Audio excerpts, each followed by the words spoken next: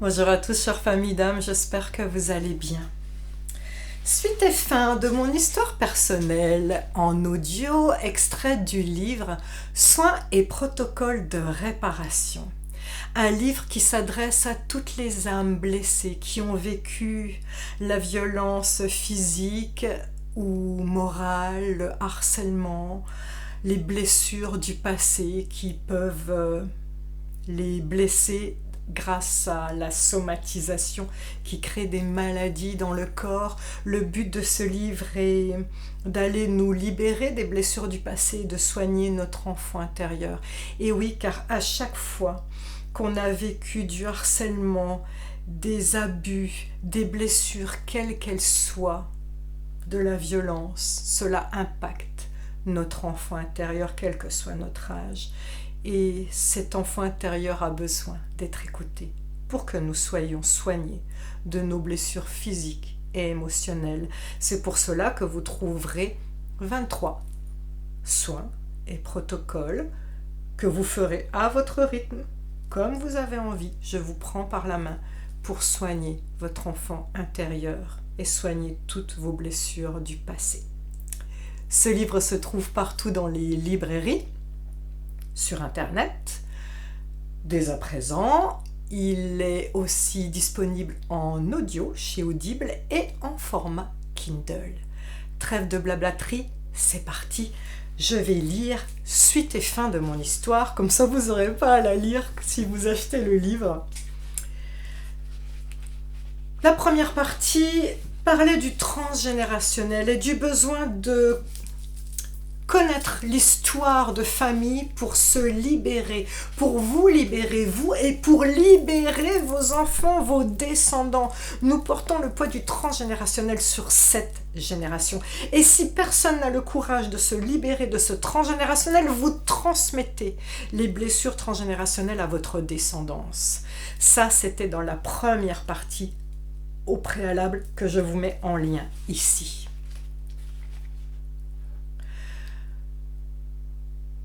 Qui m'avait et quand? Et si c'était mon père? Chapitre Je mène l'enquête. Et si c'était mon père? Ce père que je déteste tant, à qui je n'avais plus adressé la parole depuis des années. Ce fou manipulateur qui m'a dit quasi quotidiennement de mes 5 ans à mes 20 ans, « Tu es folle, tu es hystérique et je vais le prouver. » Puis ajoutait « Tu vas finir pute. » Frénétiquement, j'ai rassemblé sur un fichier tous les souvenirs qui ressurgissaient au sujet de ce personnage trouble. Ci-dessous figure une partie des faits que j'ai répertoriés. Première partie, des actes de négligence répétés. Tu es folle, hystérique et je vais le prouver. Tu vas finir. J'ai entendu ces phrases pour la première fois à l'âge de 5 ans. Puis elles me furent répétées à un rythme crescendo, jusqu'à 2 à 3 fois par semaine. À chaque crise où il me criait dessus en utilisant n'importe quel motif futile comme déclencheur de la dispute.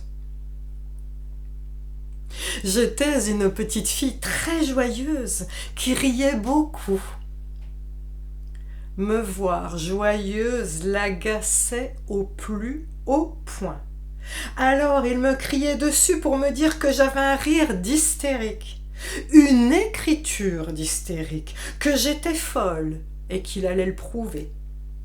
Et il ajoutait que j'allais finir pute. J'avais 5 ans, 6 ans, 7 ans, 8 ans. Comment peut-on dire cela à une enfant?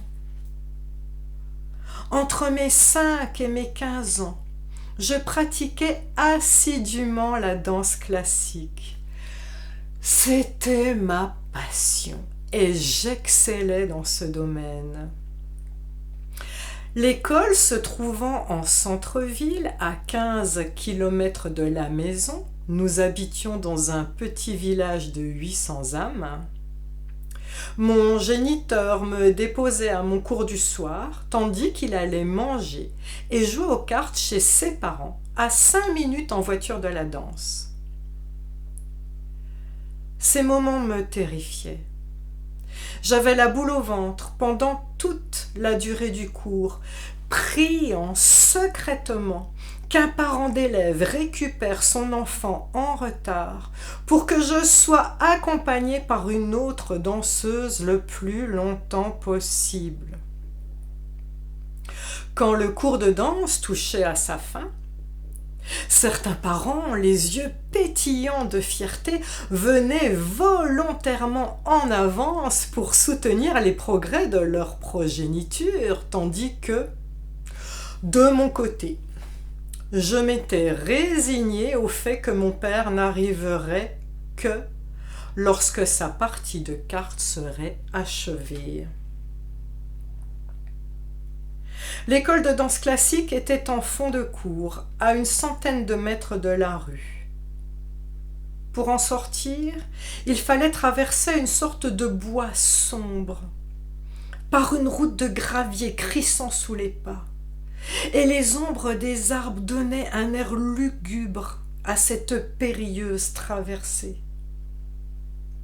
C'est alors que commençait l'interminable attente sur le trottoir. Seul, terrifié dans le noir, éclairé uniquement par la pâle lumière d'un réverbère, dans une rue à sens unique face au cimetière de la ville. La gorge nouée, frissonnante de froid et de peur, adossée à un mur, j'essayais de me faire la plus discrète possible, le regard baissé. Je connais encore par cœur les motifs du bitume à cet endroit. Faute d'être un petit rat de l'opéra, j'aurais voulu être une souris et disparaître dans un trou, bien au chaud et en sécurité. Au mieux, j'attendais seule, 20 minutes, au pire, c'était 1 heure. Un jour, alors qu'il m'avait déposé à la volée sur le trottoir en face de la danse, comme à l'accoutumée, j'ai effectué les 2 minutes de marche à travers le petit bois pour découvrir, à mon grand désarroi, un mot manuscrit trônant sur la porte fermée. Pour cause de maladie, les cours d'aujourd'hui sont annulés. Bien sûr, tous les parents accompagnaient leur progéniture jusque devant la porte. Certains entraient même pour les aider à s'habiller et assistaient discrètement aux échauffements. Tous, sauf mon père. Ce jour-là, tout le monde avait donc fait demi-tour. Et, tandis que mes camarades de danse étaient au chaud, en sécurité chez elles, j'étais la seule à me retrouver abandonnée sur le trottoir face au cimetière. Terrifiée à l'idée de devoir attendre plus de 2 heures au beau milieu d'une rue lugubre, bien qu'âgée seulement d'une dizaine d'années, j'ai pris mon courage à 2 mains et j'ai décidé de traverser à pied la cité sensible qui séparait le logement de mes grands-parents paternels de ma salle de danse pour rejoindre mon père qui jouait tranquillement aux cartes.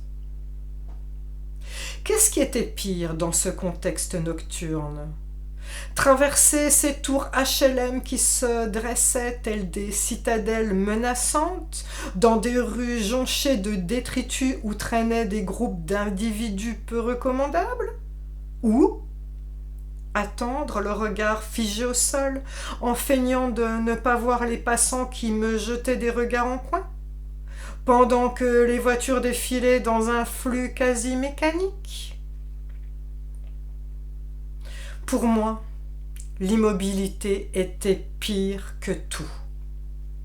Mieux valait bouger, agir et me lancer dans l'inconnu.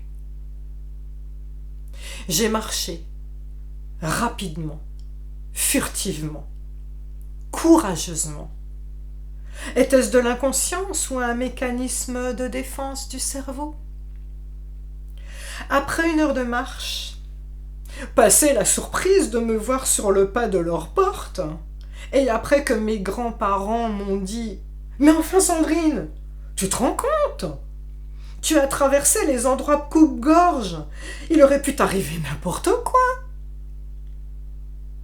Tout le monde a repris le cours du jeu de cartes, comme si de rien n'était, pendant que j'attendais patiemment la fin en reprenant mes esprits. C'est Sandrine. Elle n'est pas normale. Ils avaient l'habitude, hein. Le jour où mon psy a entrepris de me faire revivre un passage traumatique de mon enfance, chose que nous allons faire ensemble plus tard dans le livre. Ce sont ces épisodes à répétition, seuls, dans une rue déserte, face au cimetière, qui me sont revenus en mémoire. En lui contant ces tranches de vie, la peur était toujours aussi vivace et sidérante qu'auparavant. Sauf que mon corps s'autorisait enfin à pleurer et à lâcher tout son stress, car j'étais désormais en sécurité dans le cadre feutré d'un cabinet de thérapie sur un vieux canapé orange. C'est lui, mon psy, qui m'a fait remarquer que rester seul sur le trottoir pendant des heures, dans le froid, adossé à un mur, en attendant qu'une voiture passe, est inhérent au métier de prostituée. Mon géniteur répétait que j'allais finir pute. Alors il me traitait comme tel. Ce sentiment que je pouvais mourir à tout moment, à la merci de n'importe quel taré qui passait par là, a été une des causes principales de mon stress post-traumatique.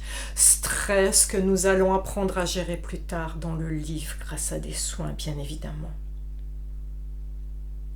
Une petite fille seule de ses 5 ans à ses 15 ans sur le trottoir. Quel genre de parents fous autorise cela? Mon père a 24 ans de plus que moi, ce qui signifie qu'il avait entre 30 et 40 ans au moment des faits. Est-on à ce point immature, à cet âge, pour ne pas se rendre compte de la dangerosité d'une telle attitude? Il était pourtant un professeur intelligent, même très intelligent. Penser qu'il savait exactement ce qu'il faisait en me laissant seule pendant toutes ces années me fait encore froid dans le dos rétrospectivement. Chapitre Une adolescence sous le signe des humiliations. Un jour, alors que j'étais en classe de 5e, tandis qu'il me récupérait à la sortie du collège, mon père m'a dit de but en blanc: « T'as pas intérêt à ce que je te voie en compagnie d'un garçon à la sortie de l'école. Je veux pas qu'on me dise que ma fille est une pute. Si jamais je te vois à côté d'un garçon à la sortie de l'école, je te file la raclée de ta vie devant tout le monde. »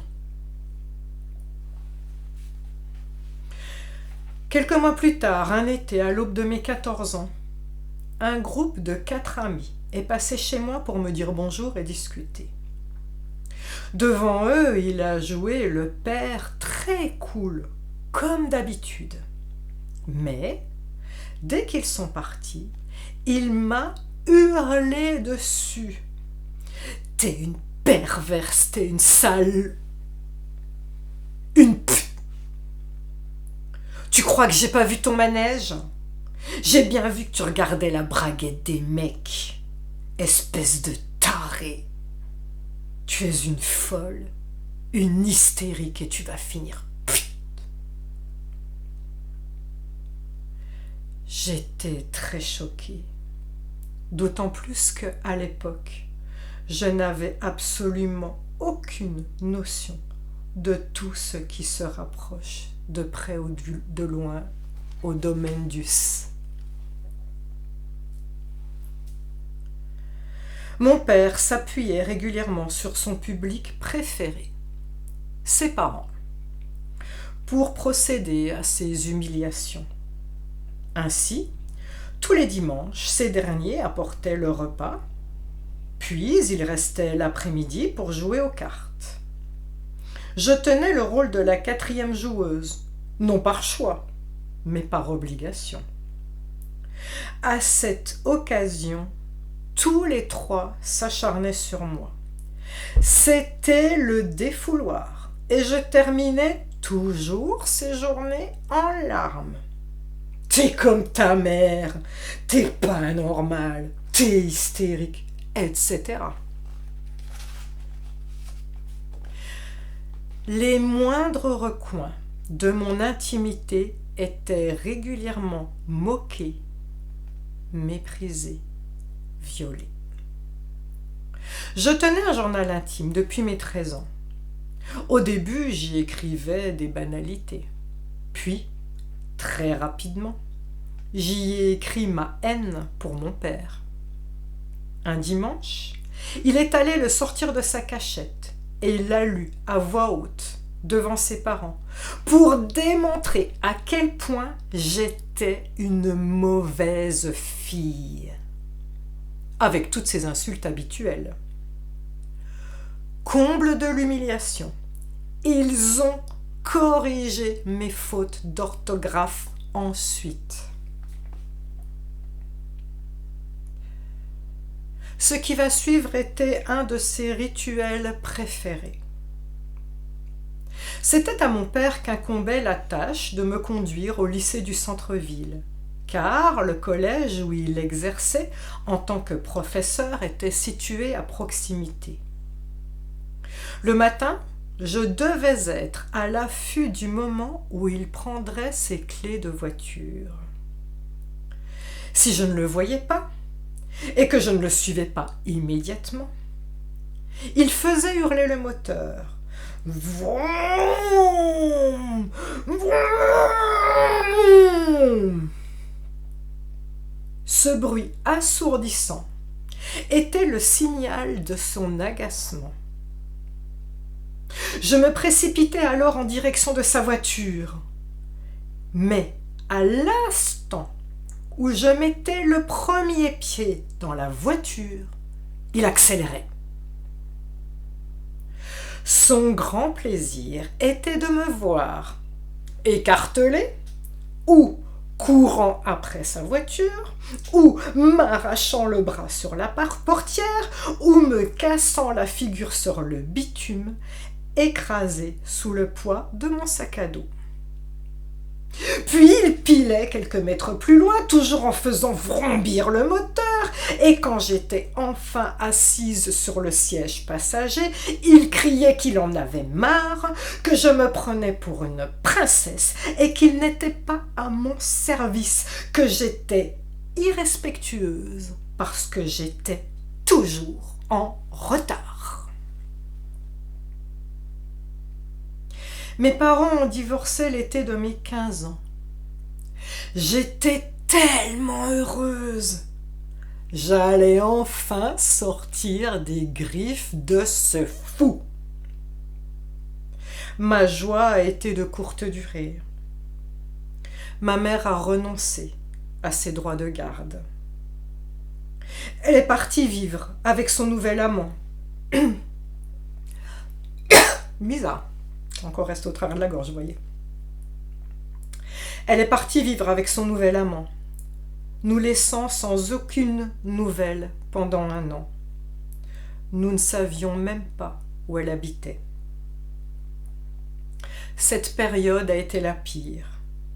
Mon géniteur soufflait le chaud et le froid en permanence. Quand mes amis étaient présents, il était un père super drôle, ouvert et jovial.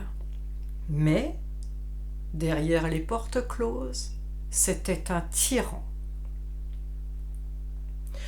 Toutes ces humiliations ont stoppé net quand j'ai eu 20 ans et mon frère 17 ans. Ce jour-là, mon père criait sur moi. Comme d'habitude, j'étais en larmes. C'était injuste comme d'habitude. Soudain, mon frère a vu rouge. Il s'est dressé face à lui, l'a pris violemment par la gorge et lui a dit avec fermeté encore un mot sur elle et je te tue. Livide, en état de choc, mon père s'est assis en tremblant. Depuis cet instant, il ne m'a plus jamais harcelé. Chapitre: un climat incestueux. Aujourd'hui, je comprends combien mon père nous a fait grandir, mon frère et moi, dans un environnement vraiment toxique et malsain. Il nous imposait sans vergogne sa vie sexuelle. Alors que j'avais 8 ans, il invitait régulièrement une de ses élèves de 15 ans à la maison. J'ai appris plus tard qu'elle a été sa maîtresse. Consommateur de films de chochographie, si vous voyez ce que je veux dire, il laissait traîner ses BD du gros dégueulasse de Rézère et se vantait grossièrement de ses aventures. Durant l'année de mes 14 ans, j'ai donné des cours d'anglais à une jeune élève de 6e. Un jour, pour le plaisir de me choquer, il m'a dit « Qu'est-ce que t'es naïve! Tu crois vraiment que cette fille vient pour tes cours d'anglais ? Pff, en réalité, pendant que tu lui donnes des cours, moi je saute sa mère. » Plus tard, alors que mon frère avait 13 ans et moi 16 ans, il nous a imposé la présence de sa nouvelle compagne de 17 ans. Lui, il avait 23 ans de plus. Il lui faisait visionner des films de chochographie volume à fond et nous subissions ces hurlements durant leurs ébats alors que nos chambres jouxtaient la leur. Chapitre: un comportement manipulateur. Mes parents ne communiquaient pas. Mon père prenait toutes les décisions sans ma mère, y compris celle d'acheter la maison et tous les meubles à son insu. Il l'humiliait régulièrement et ma mère m'a raconté qu'au début de leur relation, il a eu un comportement très paranoïaque à son égard. Il la suivait, il vérifiait son emploi du temps, il recoupait ses déclarations comme s'il était un flic et elle la fraudeuse.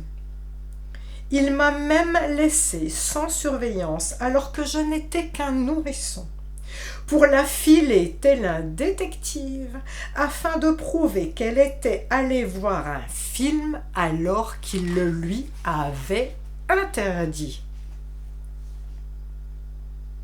Mais auprès des autres, il savait se montrer sympathique, charismatique. Mon petit frère de 3 ans, mon cadet, le suivait comme son ombre.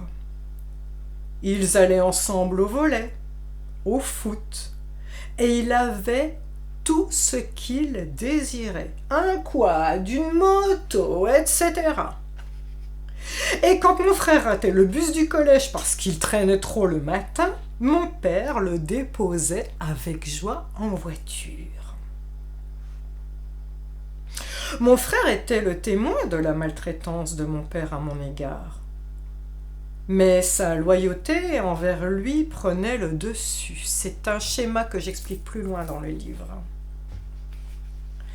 Il n'a clairement affiché qu'une seule fois sa colère vis-à-vis de lui, dans l'épisode où il a menacé de le tuer s'il continuait son harcèlement sur moi.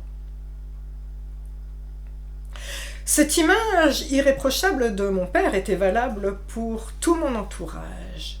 Aux yeux de tous, mon géniteur était un ange séducteur et très avenant. Il y avait toujours plein d'ados à la maison, ses élèves, mes amis, les amis de mon frère, et il adorait avoir des conversations ouvertes et cool avec eux. Quand je disais à mes amis qu'il était maltraitant, elles ne pouvaient pas me croire. Pour elles, il était le père dont tout ado rêve. L'été de mes 15 ans, il a même invité ma meilleure amie à rester 2 semaines chez lui. Elle dormait donc dans ma chambre, dans mon lit, pendant que moi, j'étais en échange scolaire aux États-Unis. Et cela n'a choqué personne. Cette dimension manipulatrice de mon père s'accentuait avec un entourage masculin. Mon père jouait alors le mâle alpha, notamment auprès de 2 jeunes adultes qui étaient quasi quotidiennement à la maison, mon cousin qui effectuait ses études en ville, ainsi que le jeune stagiaire qui officiait aux côtés de mon père.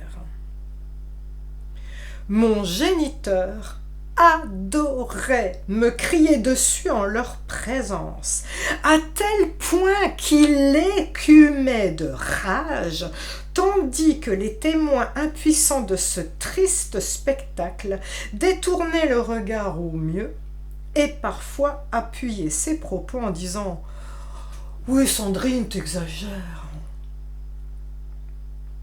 Aujourd'hui, je sais décrypter ce comportement qui est décrit plus loin dans le livre, bien sûr.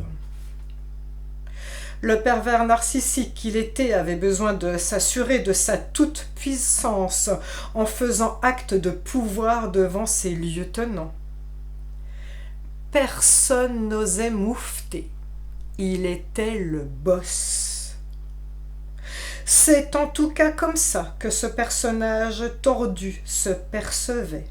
Et c'est ainsi qu'il soumettait ses amis à sa perversion. Chapitre les signes qui auraient dû me mettre la puce à l'oreille. Ce sont des douleurs isolées ou un sentiment de malaise persistant. Et pourtant, considérés dans leur ensemble, tous ces signes étaient des messages d'alerte de mon corps. Dès 5 ans, je me suis plainte que mon sexe me brûlait. J'ai eu des brûlures à la vulve toute ma vie. Les cystites, qu'on appelle aussi infections urinaires à répétition, ont démarré à l'âge de 15 ans. Dans le décodage des maladies, je nomme plusieurs livres, la cystite est le signe d'une invasion du territoire.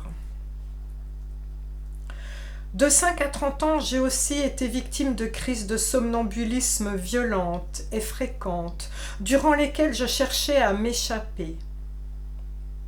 Je me souviens d'avoir passé une nuit entière de somnambulisme surréaliste, à déblayer mon placard en croyant que mon père avait muré ma chambre pour m'empêcher de sortir.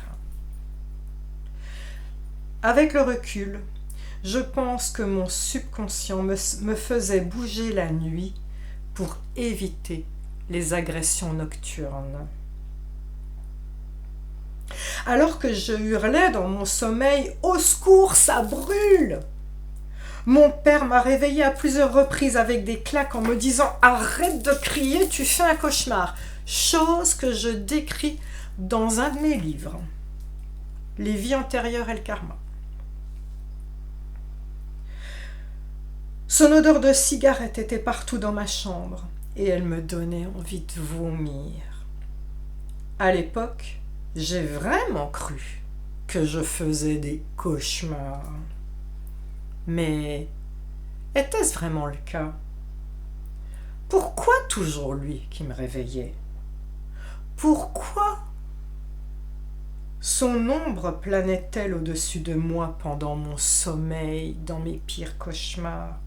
Pourquoi son odeur de crasse persistait-elle à ce point dans ma chambre? Autre indice, je n'ai jamais réussi à dormir avec quelqu'un, pas même avec mes petites camarades de classe. Chaque fois que j'y étais obligée, je passais une nuit entière en état d'hypervigilance. Finalement, j'ai trouvé l'excuse du ronflement pour dormir ailleurs.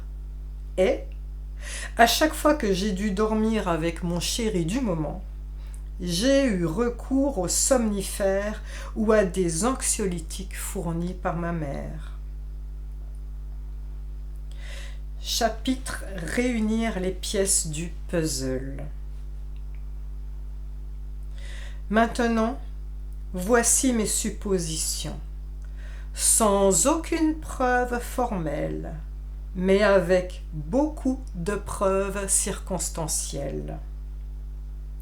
Ma mère, professeure, était régulièrement absente. Accompagnatrice lors des voyages d'échange scolaires, elle s'absentait par période de 15 jours pendant l'année et elle partait chaque été 3 semaines seule en Angleterre en vacances. Je suppose qu'il a pu avoir tout le loisir de me droguer avec ses anxiolytiques et de me veiller pendant mon sommeil et, comme je hurlais « Au secours, ça brûle !» et pour cause, parce que j'avais mal, il finissait par me mettre des baffes en prétextant un cauchemar pour influencer ma mémoire des événements.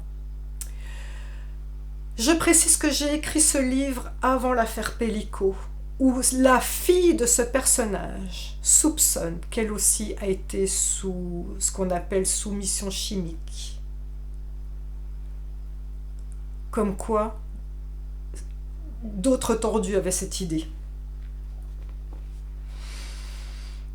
Ces actes ont probablement commencé quand j'avais 5 ans et se sont poursuivis jusqu'à l'âge de 9 ans, époque où Christelle, sa maîtresse de 18 ans à l'époque, était très souvent présente à la maison. Pourquoi a-t-il répété à qui voulait l'entendre que j'étais une hystérique, une folle et une pute? Parce qu'il couvrait ses arrières, au cas où la mémoire me reviendrait, et pour me discréditer si je le dénonçais.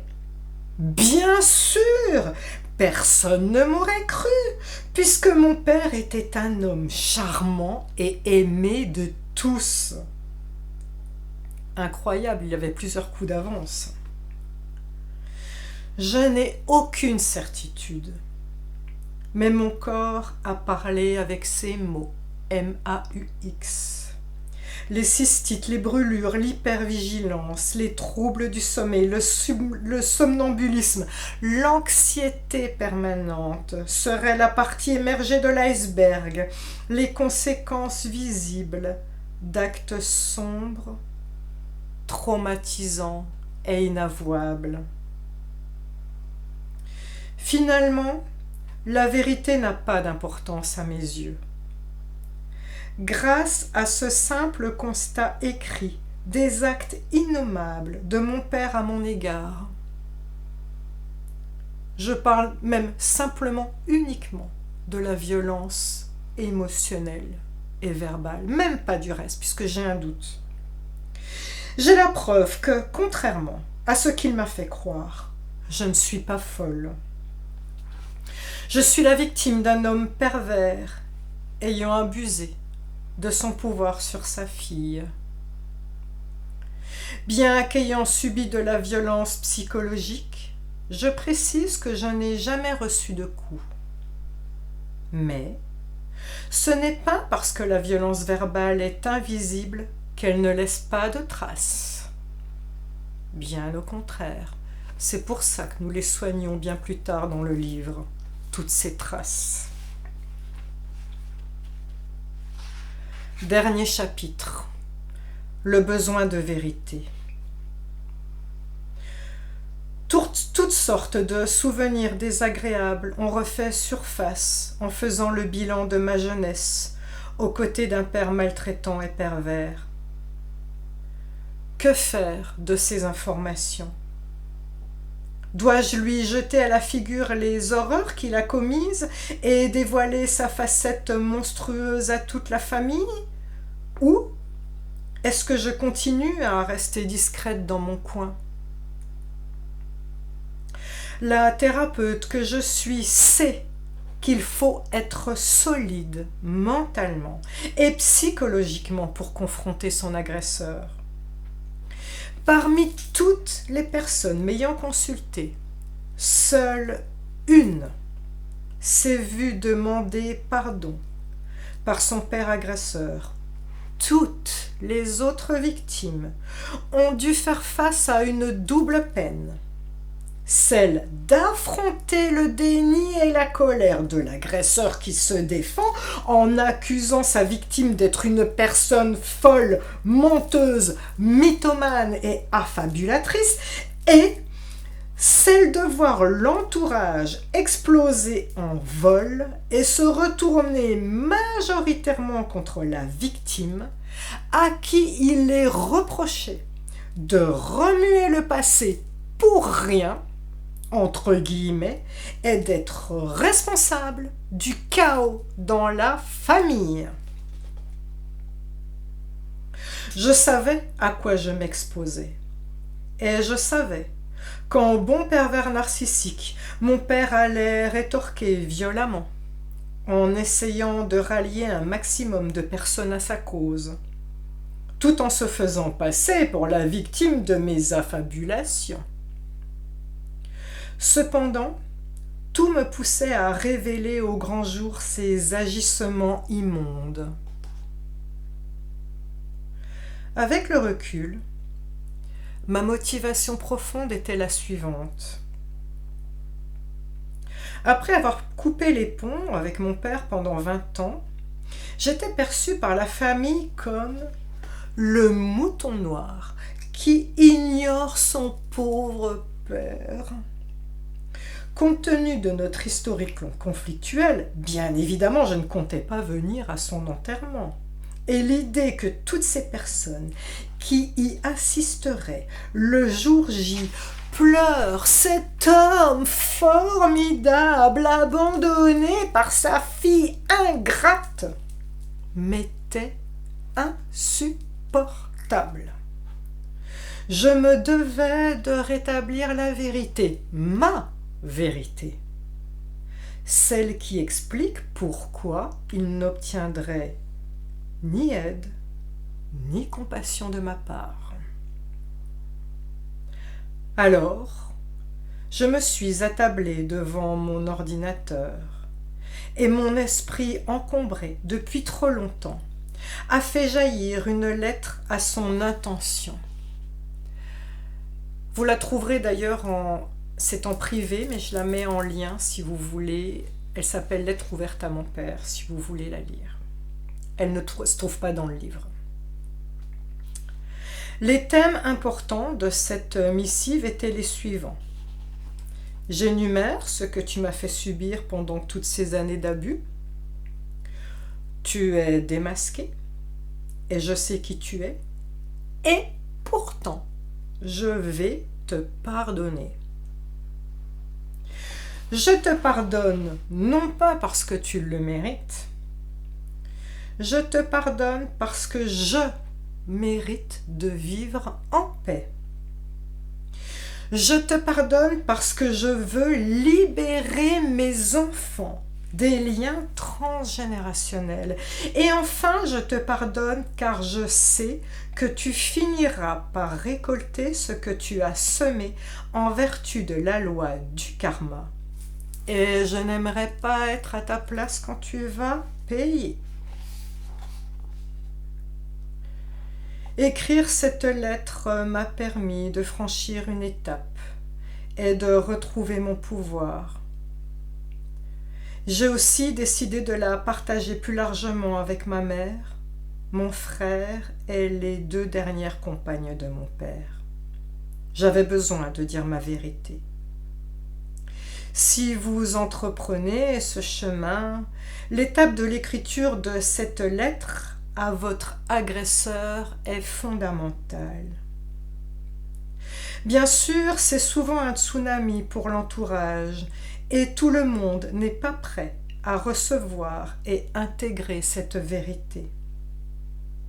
Me concernant, par loyauté envers mon père, mon demi-frère et sa mère ont préféré couper définitivement les ponts avec moi, ils m'ont blacklisté. Toute la famille du côté de mon père m'avait blacklisté depuis longtemps, bien sûr, et mon frère de 3 ans plus jeune que moi a décidé de relativiser. Mais j'ai eu aussi la chance d'être soutenue par toute ma lignée maternelle qui m'a cru et n'a pas été surprise de mes révélations. Toutes les victimes n'ont pas ce soutien. Et vous aurez aussi affaire à des proches, au mieux neutres, au pire dans la fuite, la rupture, le déni, voire l'accusation. Vous pouvez vous aussi choisir de partager cette lettre symboliquement. Les faits que j'énumérais dans la lettre destinée à mon père étaient nombreux. Il avait la possibilité d'en reconnaître au moins du bout des lèvres, en disant par exemple « Je suis désolé, je ne m'étais pas rendu compte que dîner et jouer aux cartes chez mes parents t'avaient laissé si longtemps sur le pavé. C'est pourtant des faits concrets. » Connu de tous, c'était facile pour lui de dire ça.